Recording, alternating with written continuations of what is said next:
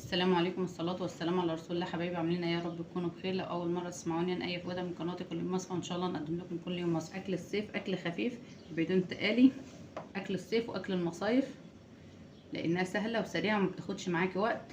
وهنعرف مع بعض النهارده كل الاسرار عن تتبيلة الشيش وازاي تعملي الرز ويطلع معاكي بالشكل الجميل ده. نعمل مع بعض النهارده سلطة الزبادي ونعرف ازاي تعمليها وما تطلعش معاكي صيصة زي بتاعة المطاعم واحسن كمان. شايفين ما شاء الله الشيش، شايفين ما شاء الله مستويه ودايبه. ولو لسه ما اشتركتوش اشتركوا وفعلوا زر الجرس عشان يوصلكم كل جديد. ويلا نبدا نشوف عملناها ازاي.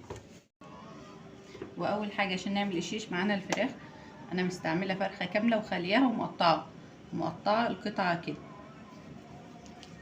زي ما احنا شايفين. دي الوراك ودي الصدور بالشكل ده كده. طيب القطعه كلها قد بعضها.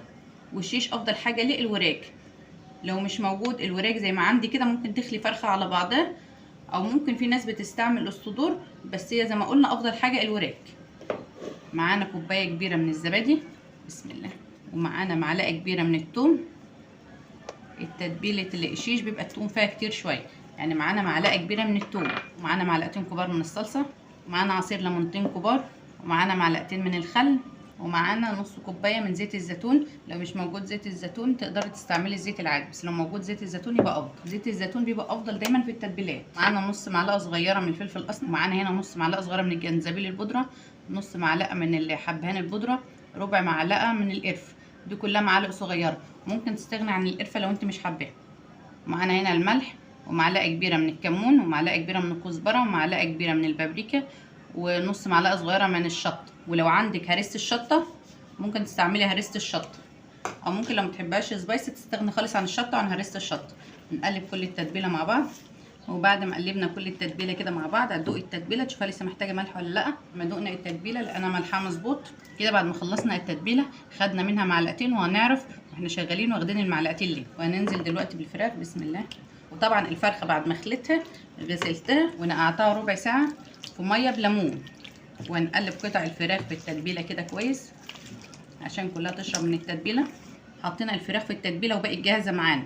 انت لو عندك وقت وعملتها قبلها بليله يبقى افضل، بس انا دلوقتي الصبح اول ما صحيت من النوم جهزت الفراخ وتبلتها واحطها في التلاجة لحد ميعاد الغد. يعني هتاخد معانا حوالي 4-5 ساعات في التتبيله وتحطها في التلاجة. ومعانا هنا دلوقتي الخضار اللي هنحطه مع الشيش. انا مقطعه فلفل اصفر واحمر واخضر وبصل. ممكن لو ما عندكيش فلفل الوان تستغني عنه وتستكفي بالفلفل الاخضر والبصل. ومعانا هنا معلقتين التتبيله اللي احنا حشناهم من الشيش. قلنا كده معلقتين التتبيله وهنقلبهم مع الخضار كله عشان يبقى الخضار شارب من التتبيله. واحنا دلوقتي الشيش في التتبيله بقاله حوالي 4 ساعات.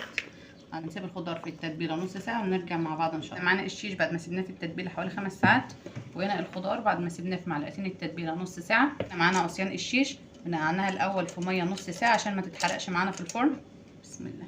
وطبعا رص الطبقات بالطريقه اللي انت حباها. وزي ما احنا قلنا لو مش موجود الفلفل الالوان استغنى عنه واستعملي الفلفل الاخضر والبصل زي ما احنا شايفين بالشكل ده.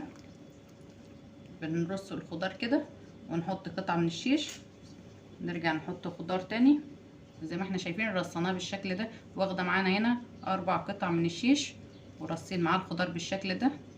وهنعمل كمان واحده مع بعض. هنرص الخضار الاول بالشكل ده،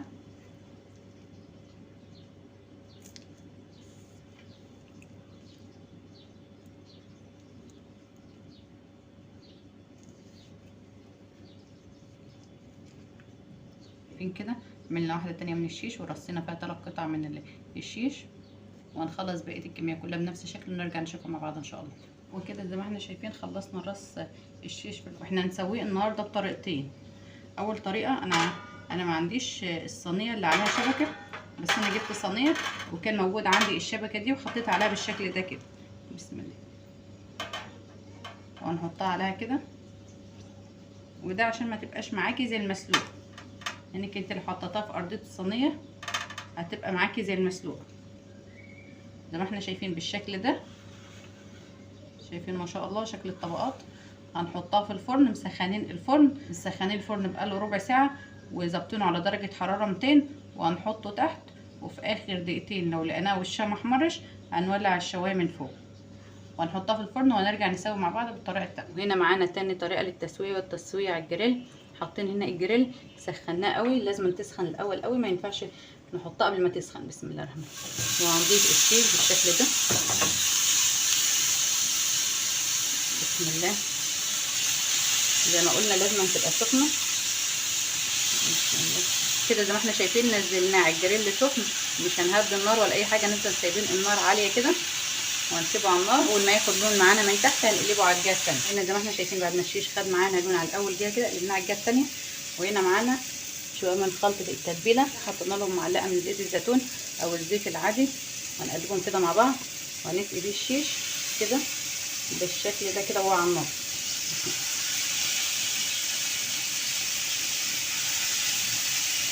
واللي في الفرن بنعمل معاه نفس الخطوه، نسقيه من التتبيله اللي كان فيها الشيش. هنخلص تسويه ونرجع نشوفهم مع بعض ان شاء الله. واول حاجه عشان نعمل الرز حطينا معلقتين من الزيت ومعلقه كبيره من السمنه. هنا ما ينفعش الماده الدهنيه كلها تبقى زيت، وينفع كلها تبقى سمنه، بس الزيت هنا اضافته يخلي لمعه على الرز وبيخليه مفلفل. بعد ما الزيت والسمنه قدحوا هننزل بالبهارات الحصى، وهي اللومي وعود من القرفه وورق لورا وقرنفل والحبهان.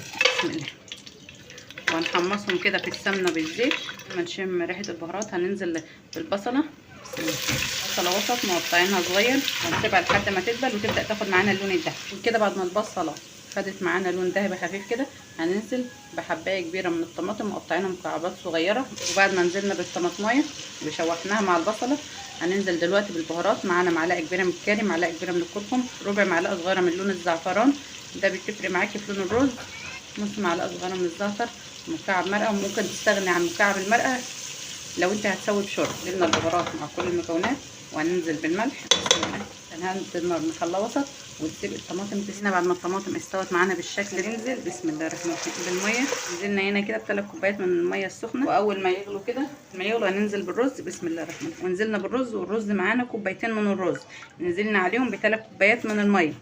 هو الرز البسمتي بياخد من كوبايه ونص لكوبايتين. بحب اضيف دايما لكل كوبايه رز وكوبايه ونص ميه عشان ما تبقاش معاكي مستويه قوي ولا معجنه، تبقى الحبايه مظبوطه زي اللي بتاع عليه لحد ما يتشرب ونرجع نشوف مع بعض ان شاء الله. بعد ما الرز اتشرب معانا الميه بالشكل ده ما عادش فل حاجات بسيطه خالص. حتى ده معانا جزرايه صغيره بشرينها. بسم الله. هننزلها على الوش كده، وممكن انت لو مش حابه تضيفي جزر تستغني عنها، او لو مش موجود في الوقت ده هنهدي النار خالص ونسيب الجزريه زي ما هي على الوش كده، مش هنقلب ولا نيجي. ودلوقتي عشان نعمل سلطه الزبادي معانا كوبايه من الزبادي حطيناها في مصفى عشان الميه اللي في الزبادي السلطه ما تبقاش معانا صيص وتبقى قوامها كريمي. معانا هنا خياريه قشرناها وبشرناها بالشكل ده، او ممكن تقطعوها صغير. ومعانا معلقتين من زيت الزيتون، معلقه صغيره من النعناع الناشف، ومعانا عصير ليمونه من الكزبره مقطعينه صغير كده، او ممكن الشبت. معانا فصين من الثوم فرمينهم ناعم، معانا رشه من الفلفل الاسمر ورشه من الملح. هنا اضافه لو مش حابه تضيفيها ما تضيفوهاش معلقتين من المايونيز، ممكن تستغني عنهم بس بيطعموا معاكي سلطه الزبادي. واول حاجه هنفضي هنا الزبادي المايونيز وهنحط عليه الملح والفلفل، هنخلطهم كلهم كده مع بعض الاول عشان الزبادي يبقى معانا قوام كريمي كده، ما يبقاش فيه تكتلات كده. بعد ما خلطنا الزبادي كويس مع الملح مع الفلفل مع المايونيز عصير الليمونه، بسم الله. وهننزل بالفصين الثوم، وهننزل بالنعناع،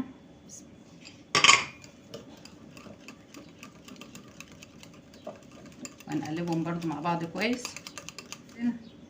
بعود من الكزبره، وهنا اخر حاجه هنضيفها الخيار. وطبعا كده خلاص زي ما احنا شايفين سلطه الزبادي بقت جاهزه معانا. نحطها في التلاجة لوقت التقديم، وقت التقديم هنحط عليها زيت الزيتون على الوش. ودلوقتي طبق النهارده بقى جاهز معانا. ده معانا الشيش اللي احنا مسويينه على الجريل، شايفين ما شاء الله، شايفين ما شاء الله الفرخه ده مستويه ودايبه. ده الشيش اللي مسوينه في الفرن، شايفين ما شاء الله. معانا سلطه الزبادي، وشايفين معانا ما شاء الله القوام كريمي مش صايص لاننا صفينا الزبادي. وهنا معانا الرز، وشايفين ما شاء الله الحبايه مش معجنه فلفله وبتلمع ازاي ما شاء الله. معانا من اكلات المصيف السهله والسريعه، يعني انت ممكن تتبليه في البيت، تعبيه في علب بلاستيك وتاخديه تسويه هناك على طول. عجبتكم وصفتنا النهارده اعملوا لنا متابعه وشير عشان يوصلكم كل جديد، والسلام عليكم ورحمه الله وبركاته.